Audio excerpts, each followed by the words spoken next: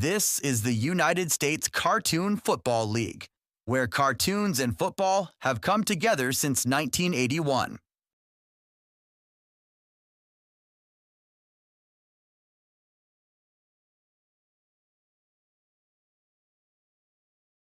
YouTube welcomes you to the following special presentation of the United States Cartoon Football League. The creature is driven by rage and pursued by an investigative reporter. Mr. McGee, don't make me angry. You wouldn't like me when I'm angry. I'll take a double triple bossy deluxe on a raft, 4x4 animal style, extra shingles with a shimmy and a squeeze, light axle grease, make it cry, burn it and let it swim. We serve food here, sir.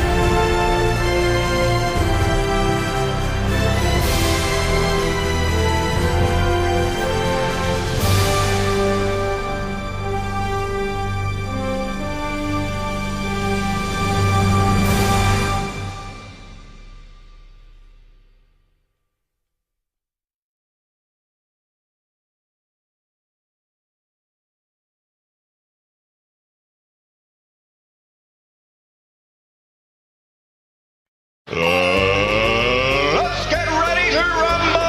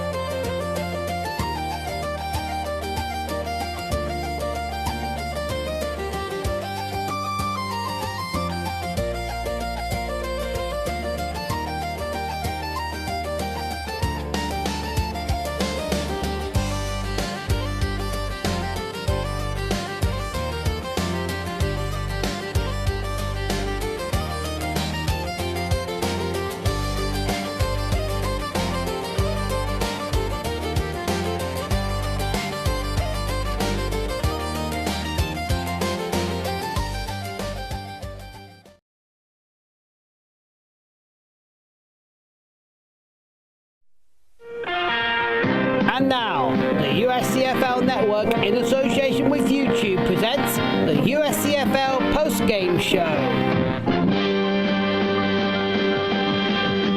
Here's once again is Robbie Graham.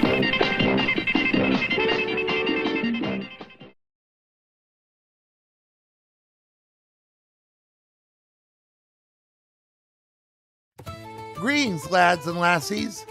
This is Robbie Graham of the USCFL Network as we conclude the unofficial celebration of the USCFL's 45th anniversary and the conclusion of the USCFL Holiday Bowl Series. If you're joining us for the first time, may we extend to you a cordial welcome, and we hope you'll enjoy everything this channel has to offer. We also invite you to take a moment to subscribe to our channel and join our team. 2 weeks ago, we celebrated our 200th subscriber. Last week, we acknowledged our 205th, and now we acknowledge both our 210th and 215th subscribers. Whoever you are, we thank you all very, very much. We hope you'll do what these people did and subscribe to this unique channel. The USCFL is family-friendly entertainment. There is nothing in our videos parents or guardians will find offensive. So let the kids watch along with you. There's something for everyone.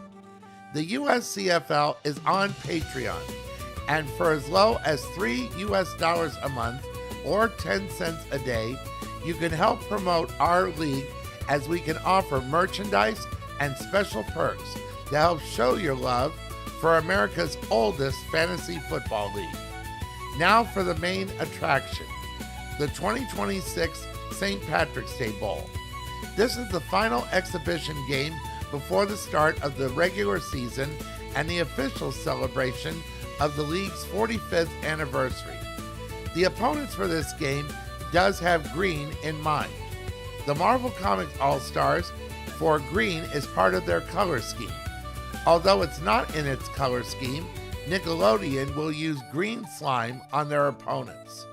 And in 1 minute, we will present the highlights of the 2026 St. Patrick's Day Bowl between the Marvel Comics All-Stars and the Nickelodeon All-Stars from Detroit.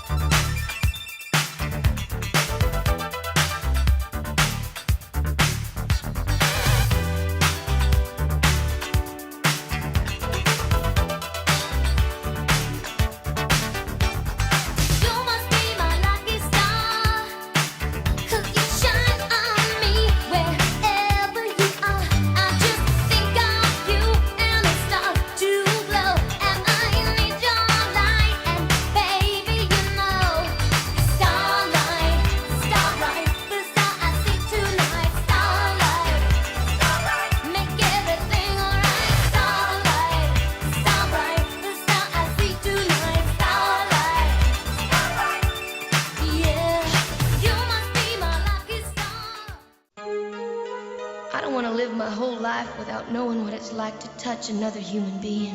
What's wrong, Chef? You know what happens when I touch somebody. You want to end up in the hospital? Maybe it's worth it, no? And I want to press that button right now. Fine. Tough puppy, go ahead. Keep not working! Maybe he's not such a bad little guy. This just might work out. Welcome back. As we've been saying all during these special exhibition games, they do not count towards the stats and standings for the regular season. In Detroit, the Marvel Comics All-Stars faced off against the Nickelodeon All-Stars as the dress rehearsal for the start of the regular season. Nickelodeon's first official opponent will be the 80s All-Stars, who they lost to in Disney Bowl 8. But can they defeat Marvel Comics in this game? Here's the highlights of the St. Patrick's Day Bowl and see how well or poorly both teams did in this game.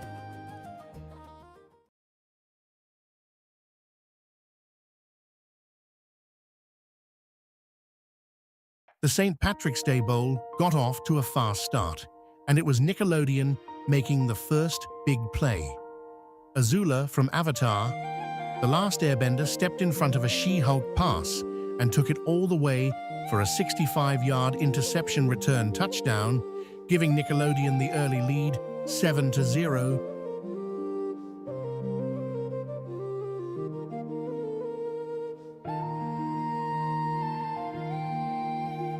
Later in the quarter, Sam Manson of Danny Phantom added a 42-yard field goal, extending the advantage 10-0.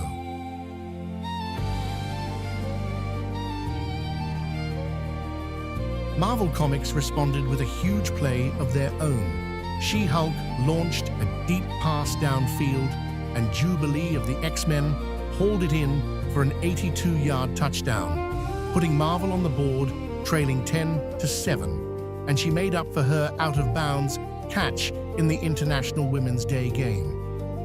In the second quarter, Nickelodeon continued to build momentum.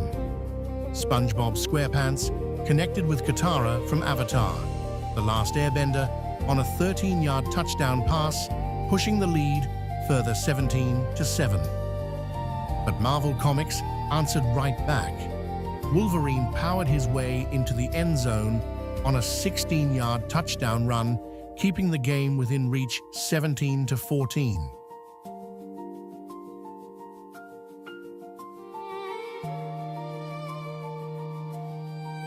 Nickelodeon then relied on the leg of Sam Manson, who delivered from distance twice, first from 35 yards out.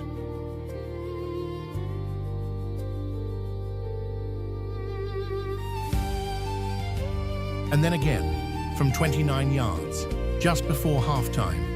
At the break, Nickelodeon had the lead 23-14. The third quarter belonged to Marvel Comics. Black Widow finished off a drive with a 1-yard touchdown run, cutting the deficit 23-21.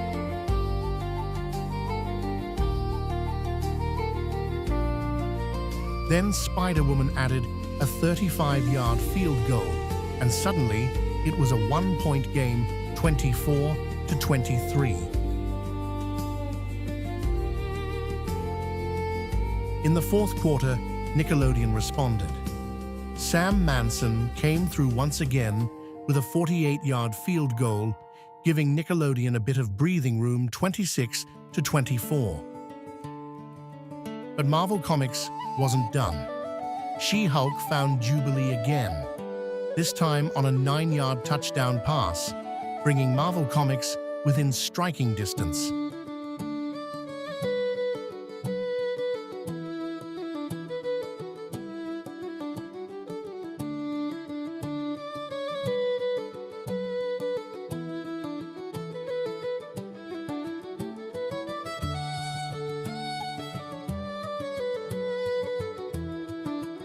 Marvel Comics tried to go for 2 and failed.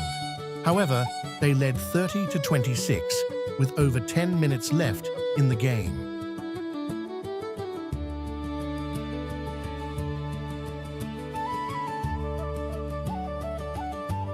With just over 2 minutes remaining, Nickelodeon delivered the final blow.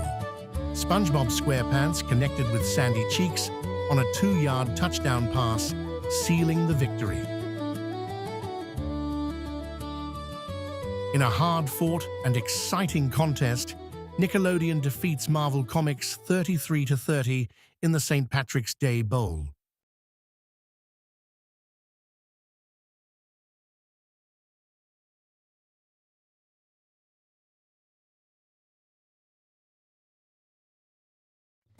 And now the stats for the St. Patrick's Day Bowl. Beginning with Marvel Comics, She-Hulk finished 22 of 33 for 310 yards, 2 touchdowns, and 2 interceptions. Wolverine carried the ball 30 times for 208 yards and 1 touchdown. Jubilee led the receivers as she caught 10 passes for 223 yards and 2 touchdowns. Daredevil led the defense with 6 tackles and 3 assists. Spider-Woman finished with 6 points. For Nickelodeon, SpongeBob finished 26 of 53 for 306 yards, 2 touchdowns, and 2 interceptions. Danny Phantom rushed for 106 yards on 26 carries. Katara led the receivers as she caught 10 passes for 163 yards and 1 touchdown. Bessie Higginbottom, also known as the Mighty Bee, led the defense with 7 tackles and 8 assists. Azula, the player of the game, had 4 tackles, 4 assists, 1 interception, and the pick 6 she had in the first quarter. Sam Manson finished with 15 points. And in 1 minute, the USCFL will continue its brand new investigative series as we look into a certain type of situation in television or the movies where one lone person got their name attached to this particular type of situation, as we will look into what is now known as the Smurfette Principle.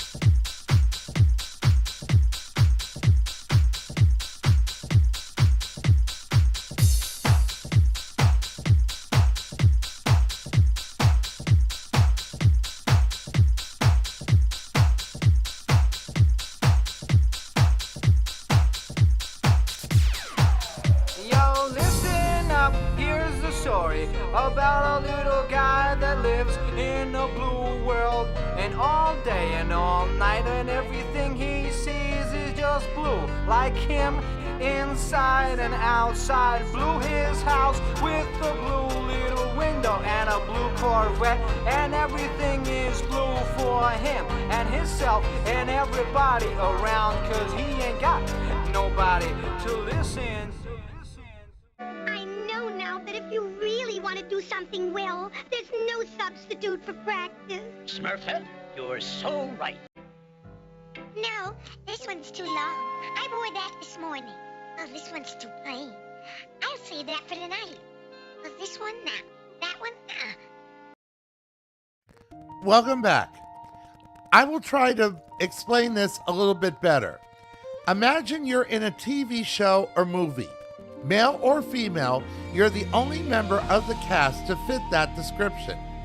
After Hanna-Barbera Americanized the Smurfs in the fall of 1981, one of its cast members lent their name to this phenomenon. It was Smurfette, and now this situation has a name. The wild popularity of the Smurfs in the early 80s prompted the USCFL to make the Smurfs the very first expansion team in 1982. During their time in the league as an independent team, they went on to an unprecedented 13 title games, winning 4, and the last team to win back-to-back titles. Now, the USCFL will investigate as to why in television or in the movies, a lone male or female cast member puts it in the category of the Smurfette Principle. The Smurfette Principle. The idea known as the Smurfette Principle originated from a simple observation about a very popular animated series. In The Smurfs, produced by Hanna-Barbera, the village was filled with a wide variety of male characters, each defined by a distinct personality. There was Brainy Smurf, Hefty Smurf, Jokey Smurf, and many others, all contributing to the identity of the group. Yet among them, there was only one prominent female character, Smurfette. This imbalance did not go unnoticed. Over time, critics began to recognize a recurring pattern in television and film. Stories would often feature a large group of male characters with unique traits and roles, while a single female character was included to represent all women. Rather than being just another member of the cast, she would be defined primarily by her gender. This pattern eventually became known as the Smurfette Principle. The term itself was popularized by writer and media critic Katha Pollitt, who used it to describe how frequently this structure appeared across different forms of entertainment. Her observation highlighted a broader issue in storytelling. When only one female character is present, she is often placed in a symbolic role, rather than being allowed the same variety and individuality as her male counterparts. Within the world of the Smurfs, Smurfette's own origin story reflects this unique position. She was originally created by the villain Gargamel as part of a plan to disrupt the harmony of the Smurf village.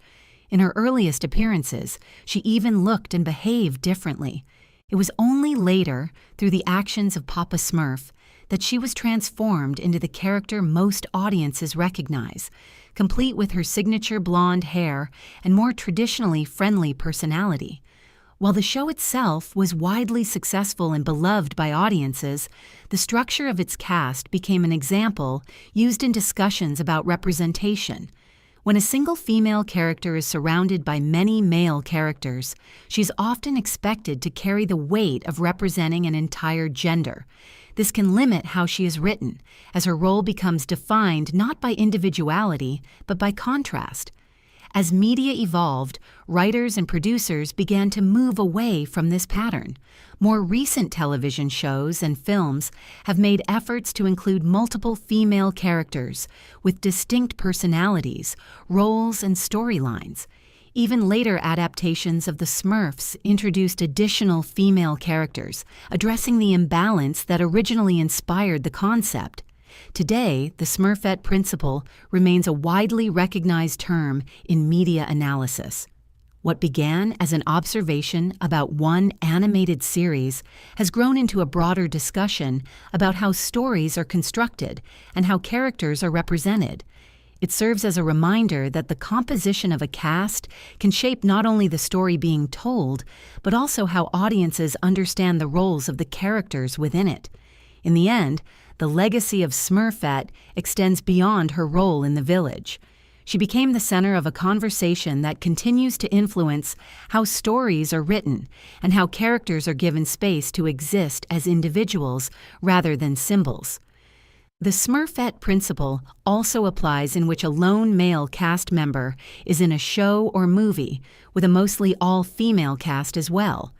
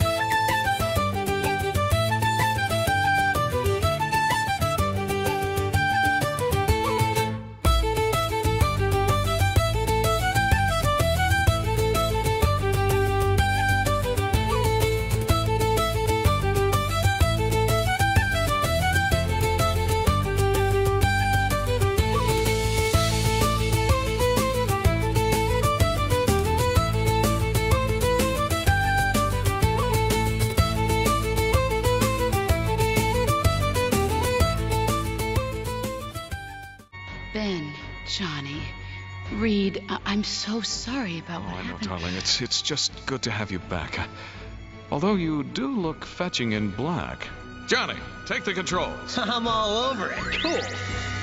The Krusty Krab is the most perfect place in the universe. You really haven't got any brains at all, have you, son? Join us in 2 weeks when the USCFL officially begins its anniversary celebration and the start of the 2026 season, when we will present the highlights of the first game of 2026 between the Nickelodeon All-Stars and the 80s All-Stars in a Disney Bowl 8 rematch from Miami, and Game 2 between the Dick All-Stars and the Hanna-Barbera All-Stars from Atlanta, complete with everything we do during the regular season. And until then, this is Robbie Graham of the USCFL Network. Thank you in taking part in these special exhibition games that made the USCFL famous. And I must also apologize for putting this video out so late. I am still recovering from my stay in the hospital 3 weeks ago. Take care, as will I, and stay safe.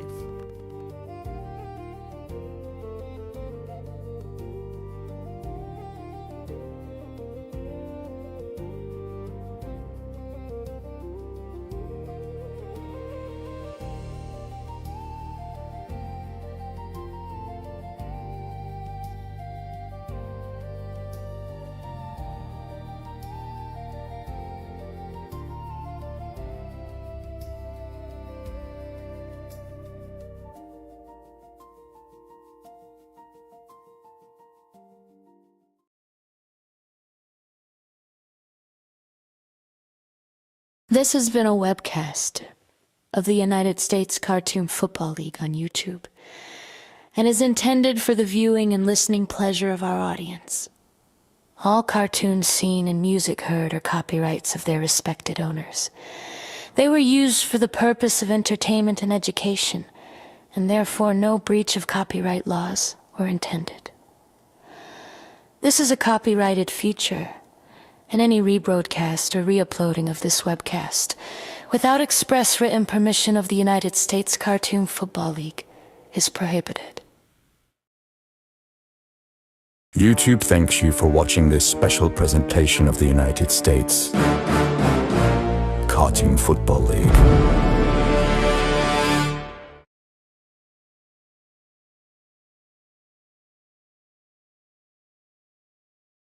This has been a First and 10 production.